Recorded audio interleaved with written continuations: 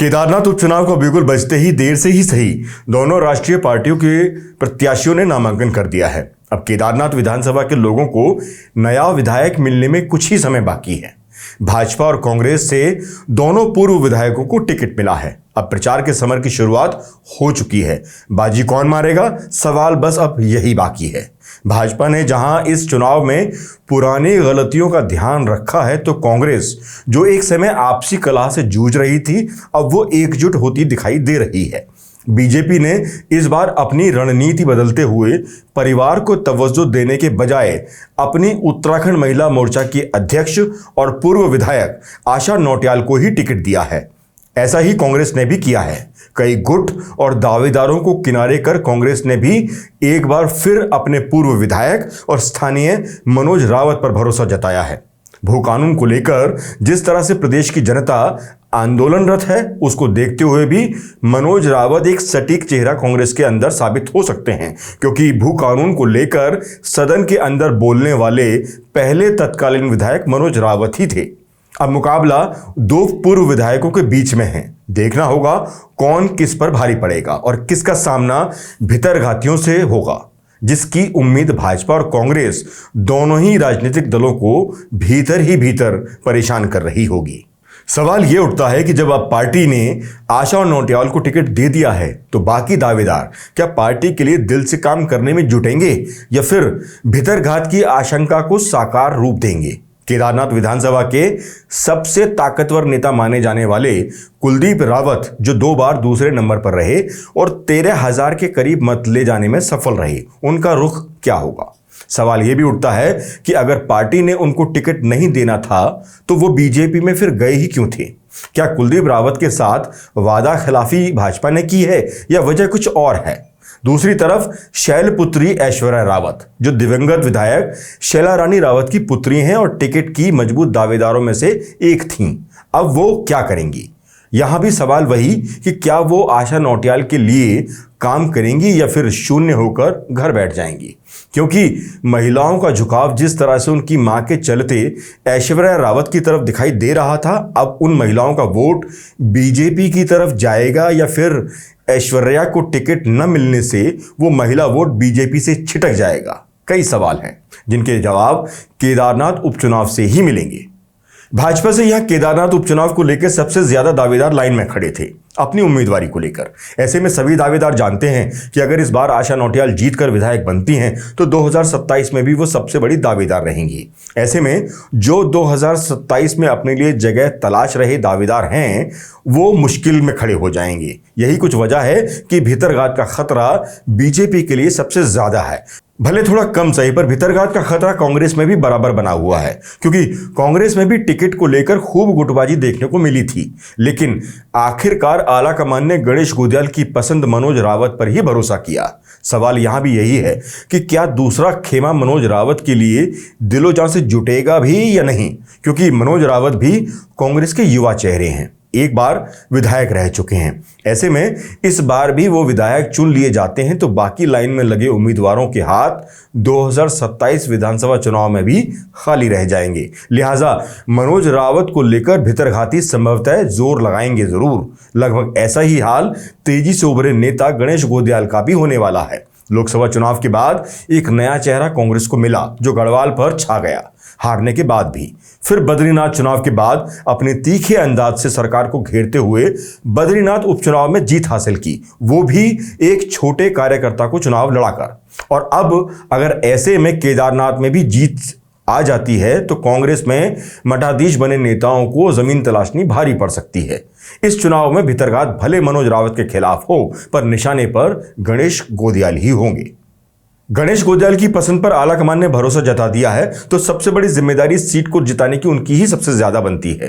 साथ ही ये चुनाव कांग्रेस प्रदेश अध्यक्ष के लिए भी महत्वपूर्ण साबित होगा।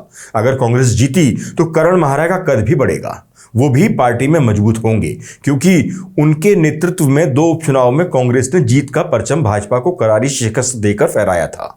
अब इन सब से इतर अगर देखा जाए तो मनोज रावत, आशा नौटियाल, करण माहरा को छोड़ दें तो केदारनाथ का असल रण मुख्यमंत्री पुष्कर सिंह धामी और गणेश गोदियाल के बीच ही होगा।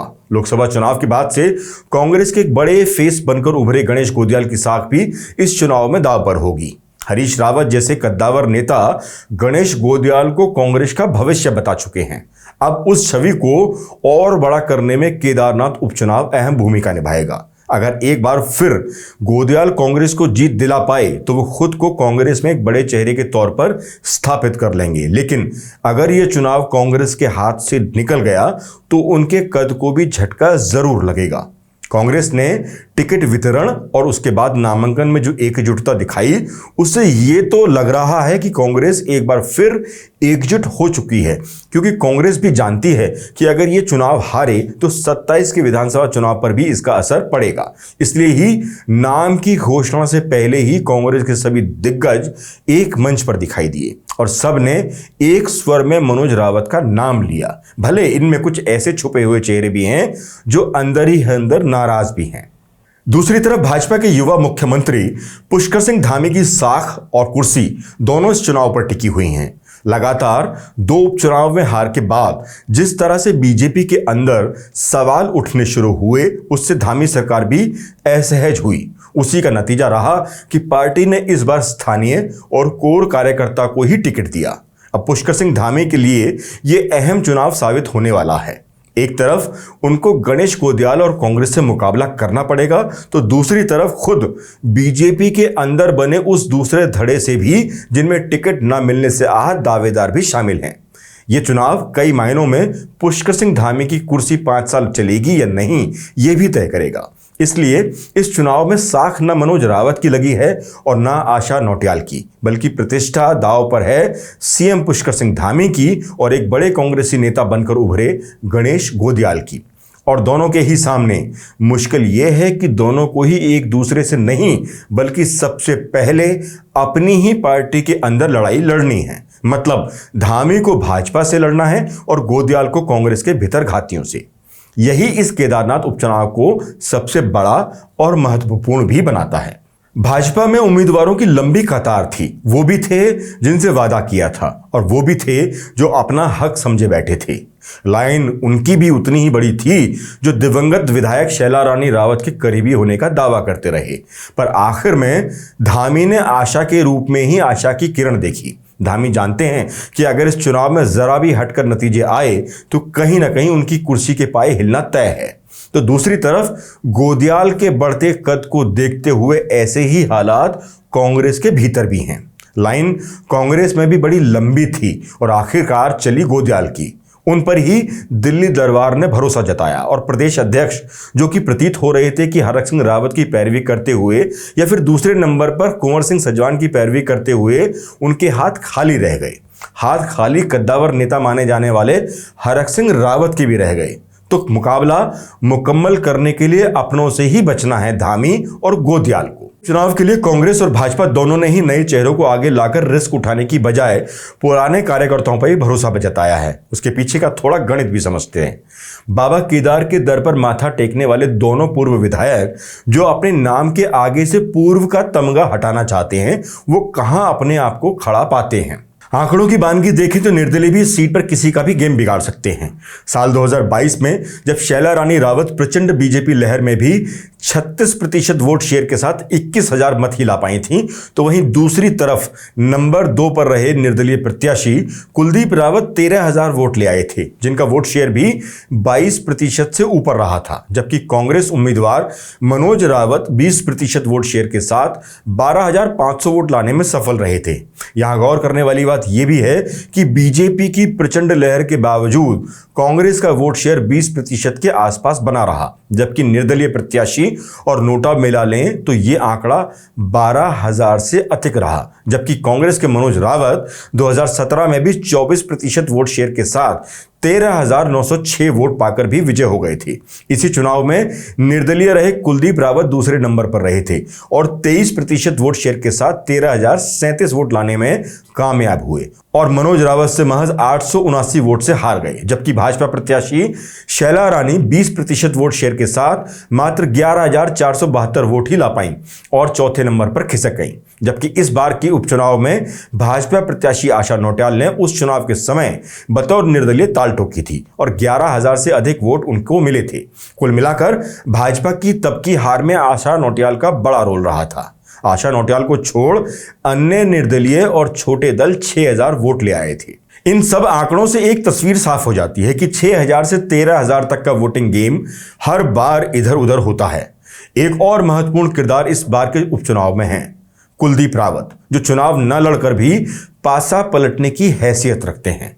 माना जाता है कि उनका वोटर निजी तौर पर उनकी विचारधारा के साथ खड़ा रहता है, भाजपा और कांग्रेस को किनारे करके। मगर इस बार वादा करके भी कुलदीप रावत को टिकट से वंचित करके भाजपा ने कहीं ना कहीं उनके अपने लोगों को अंदर ही अंदर नाराज तो कर ही दिया है।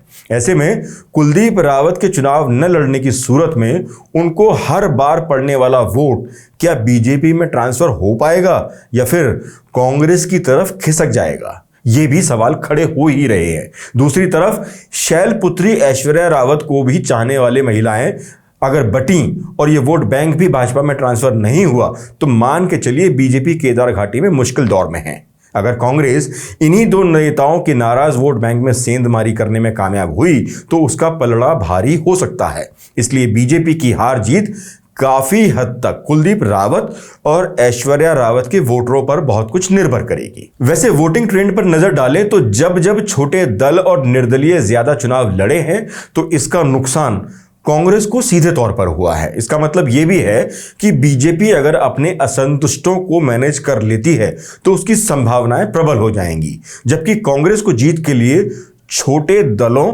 और निर्दलीय उम्मीदवारों को मनाना होगा।